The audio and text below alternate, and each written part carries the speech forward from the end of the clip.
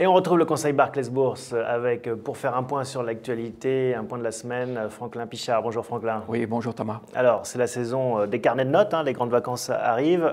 Bon, elles ne sont pas très bonnes pour l'Espagne en particulier qui s'est pris un petit coup sur les doigts vendredi soir après la clôture. Oui, voilà, c'était la deuxième agence de notation à un mois d'écart qui réduisait sa note sur l'Espagne. Heureusement que c'était la deuxième. Donc, oui, ça n'a pas trop fait réagir l'euro finalement. Voilà, l'euro a un petit peu baissé dès vendredi soir. On était tombé à 1,22 et quelques, on est à 1,2290, mais tout tient bien, l'euro et les marchés. Pourquoi ?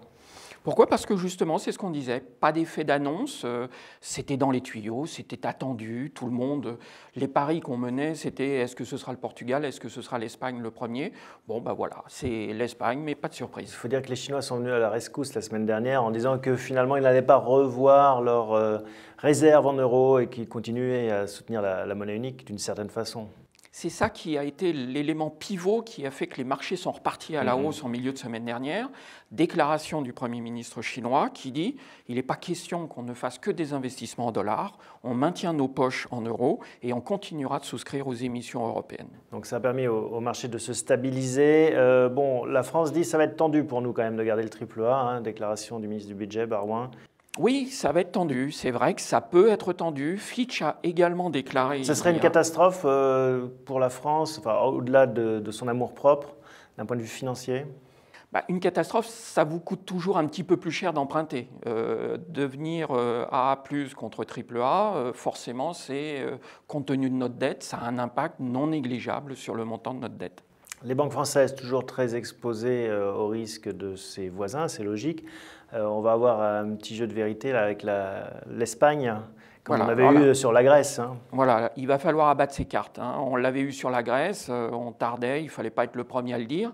Là, on va avoir le problème sur l'Espagne, où on sait que les banques sont très partie prenante sur l'Espagne, et compte tenu de l'exposition de chacune d'elles, eh bien, on verra les marchés réagir plus ou moins bien. Donc un secteur encore qui risque d'être chahuté, avec un marché interbancaire qui est déjà un peu tendu, de plus en plus tendu. On revient à Lehman, au post-Lehman un peu sur le marché interbancaire.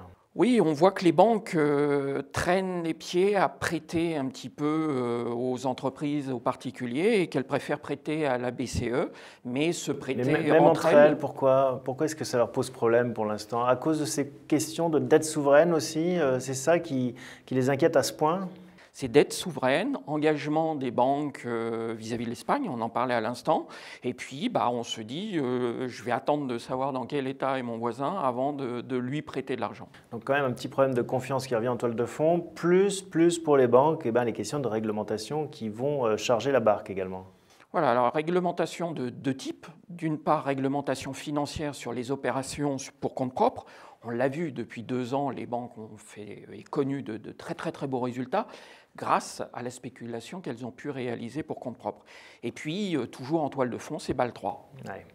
BAL 3 qui risque de tendre encore plus les exigences, c'est ça, d'augmenter les critères durcir la réglementation, durcir le montant des fonds propres, entre autres, et du coup, les banques... Mais ça, c'est quand même pas à court terme. Enfin, là, on a l'impression que la tension, elle est à très court terme, alors que, BAL 3, c'est pas encore en place.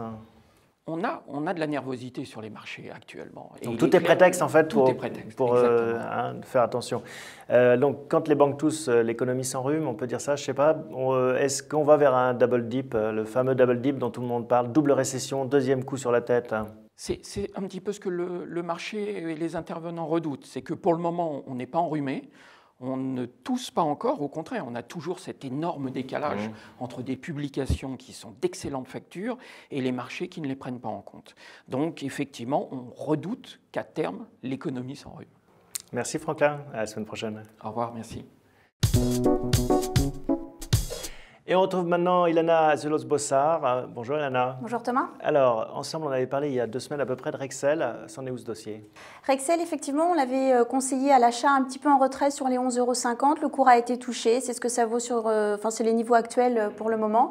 Rexel qui continue toujours sa cession d'actifs non stratégiques avec récemment l'annonce de sa filiale néerlandaise. Donc pour l'instant, on garde, on touche à rien. Tout à fait. On va parler ensemble de Faurecia. Faurecia, l'équipementier automobile bien connu.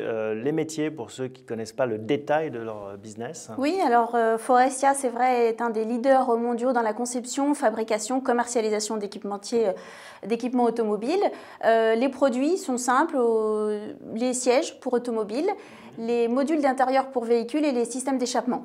Alors moi, quand j'entends équipementier automobile, je me dis toujours, oula, la méfiance, on entend tous les histoires d'équipementiers qui se font serrer la ceinture par les constructeurs finalement. Il y a quand même des choses intéressantes dans ce business. Tout à fait. C'est vrai que Faurecia n'est pas dans un secteur facile. Néanmoins, Faurecia, face à l'ampleur de la crise de 2008, a su mettre très vite en place un plan avec beaucoup de mesures assez efficaces. Le plan Challenge 2009 qui aujourd'hui porte ses fruits. En fait, hein. Tout à fait. C'est des mesures assez classiques, mais en fait, ils ont pris ce plan, en fait, ils l'ont adopté assez rapidement, ce qui fait qu'aujourd'hui, on en récolte les fruits. Et c'est un plan qui a été mis en place au départ pour que Faurecia renforcer de la crise. Exactement. Plus fort. Et pour le moment, il s'est déroulé très efficacement et il a donné les résultats attendus. Avec une hausse de la croissance même plus forte qu'anticipée. Oui, puisque Faurecia aujourd'hui table sur une croissance de 28 à 30%, alors que les prévisions étaient de 15%. Alors, moi je suis l'avocat du diable, mais il y a aussi un autre problème sur ce secteur automobile, c'est la fin de la prime à la casse. Est-ce que là, on ne va pas avoir le deuxième effet qui se coule qui va rattraper une action comme Faurecia? Alors, c'est vrai qu'au second semestre, les questions et les incertitudes sur l'arrêt de la prime à la casse se posent et sont toujours présentes, puisqu'en plus, cette prime va être réduite de 500 € au mois de juillet prochain. Elle a déjà été réduite de 1 000 à 700 € en janvier dernier. Néanmoins, face à cette incertitude, Faurecia a quand même mis en place des relais de croissance. Lesquels? Alors, tout d'abord, des acquisitions assez pertinentes. Ils ont repris l'américain Emcon, qui leur permet de renforcer leur position sur un créneau qui a une tendance de fond assez positive. Il s'agit des contrôles d'émissions polluantes et on sait que les normes en la matière vont en se durcissant.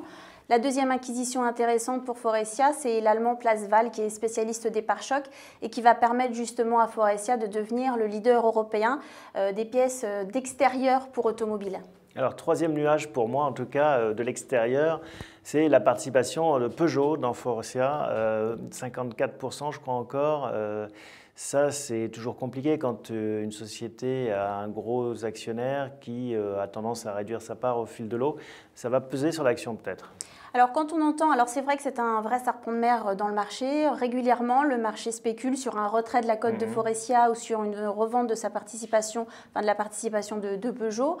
Néanmoins, c'est vrai que la participation a été réduite de 71% à 54%, puisque le rachat de l'américain Emron a dilué la participation. Pour le moment, et en tout cas dès que des rumeurs apparaissent dans le marché de sortie du constructeur, le titre monte assez fortement.